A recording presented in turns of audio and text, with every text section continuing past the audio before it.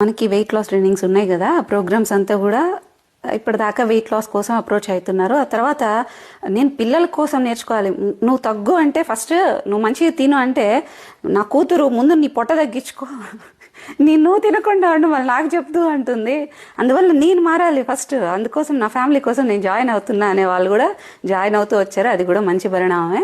ఇప్పుడు కొత్తగా ఏంటంటే నాకు యాంగ్జైటీ, డిప్రెషన్ ఇలాంటివి ఉన్నాయి. సో నాకేమన్నా స్పెషల్ ప్రోగ్రామ్స్ ఉంటాయా ఇది కూడా అడుగుతున్నారు. సో ఇది పేరుకి వెయిట్ లాస్ ప్రోగ్రామ్సే కానీ ఇది ఒక అట్రాక్షన్కి పెట్టిన నేమ్. కొంతమంది అంటారు మీరు ఇది వెయిట్ లాస్ ప్రోగ్రామ్స్ అని పెట్టకూడదు సిరి గారు, ఒక హెల్దీ లైఫ్ స్టైల్ అని పెట్టాలి అని. మన వాళ్ళకి అది ఎక్కదు కదా, అందుకని వెయిట్ లాస్ ప్రోగ్రామ్స్ అని పెట్టింది.